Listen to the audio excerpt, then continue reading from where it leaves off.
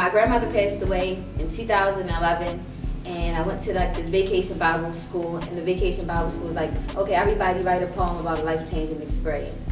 And this was when I want to say I was in like 10th grade, 2011, 10th grade, roughly, something along those lines. So in high school, I went to the vacation Bible school. It was just like, it was a devastating moment for me. And I just started writing. I was on like rhymezone.com and like thesource.com trying to figure out words that go together. And I was just writing it down. And then when they said, you know what, this is an awesome piece and people can probably resonate with it as far as grief is concerned. So they said, can you just perform this at our Sunday service? I performed it and the feedback was like, I'm like, oh, maybe I can start doing this. And that was really my first piece. And I performed that piece probably like 1,000 times. I performed it at graduations, I performed it at family reunions. It's just like people really like this. So it was more so giving the people what they wanted. Lyrical Legacy is me creating an expressive platform for artists to come and express themselves. So I think most importantly, Lyrical Legacy came about me as an artist. I'm a spoken word artist. Whoop whoop, right? I'm a spoken word artist, and I felt like I've never really been to an open mic where I felt at home. At home as in like I was comfortable or other artists were extremely supportive of one another. Not that they aren't, but I've never personally experienced it. So I figured, well, how could I create my own platform to basically bridge the gap for other artists who felt the same way that I did. So I think that's more so how Lyrical Legacy started than not.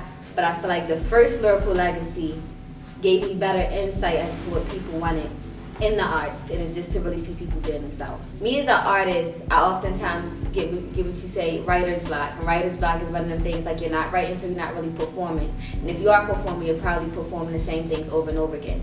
Me as a host and still as an artist, I can't really find that good balance to not perform, not perform while hosting. So I think that it's easier for me to pick up a pen and start writing so that I can perform at my next event as to I will be writing and then not really feeling comfortable at other open mics to go perform or pretty much just sit in a book.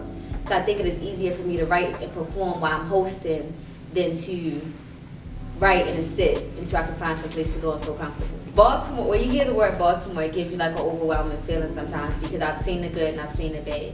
As an artist, you see so much good. Like I've been to so many listening parties just this year. I've been to so many events where artists are coming together and collaborating. And I've been to so many good things.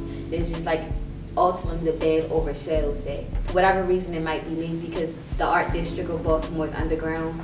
But the bad seems to overshadow it so much because of the severity of what it is, like the murders and the rapes and the assaults and stuff like that. I feel like it's a fine line between, in Baltimore, there's a fine line between trying to make it and then crabbing a barrel. Wealth, when I think about wealth, the first thing that comes to my mind is wisdom. To be wise, I feel like once you're wise, you can pretty much conquer the world, right? So I feel like a lot of people hear wealth and they think money. A lot of people hear wealth and they think generational, like, inheritance and stuff like that. When I hear wealth, I think wisdom. I was raised under a household where I had both of my parents. I was privileged. My parents been married for 25 years, so I see certain values and I see certain principles and I see certain things and certain traits and certain attributes that I want to carry throughout my life, and I think that the most importantly, that's how I gain my wealth.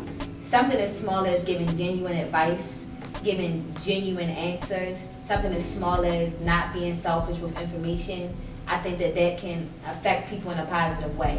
It's a lot of people out here, they don't want to tell you where they got stuff from. It's a lot of people don't want to tell you where they go for certain stuff and want to keep it a secret, like it's a big secret or something, like, yo, whatever. But no, I think that most importantly is just like be genuine, like really like real life, be genuine. More people are going to be affected positively by that than not. I think that's super important to always be genuine, always be yourself. Like it's only one you like the dopest you can be, and if somebody try to be you, it's like they still can't be you. So I think it's really important to just be yourself and be genuine.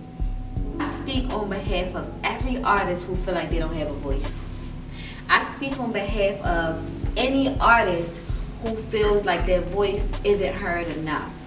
I create a platform for artists to come and be so expressive that they can inspire other people who maybe even aren't artists, right? To maybe want to pick up a pen and write a little something down. My inspiration comes from artists. So I want to inspire artists just as much as they inspire me. In this corner, wearing that pride and the side of prejudice, 10-time champion, knocking out every friend in a circle. Me.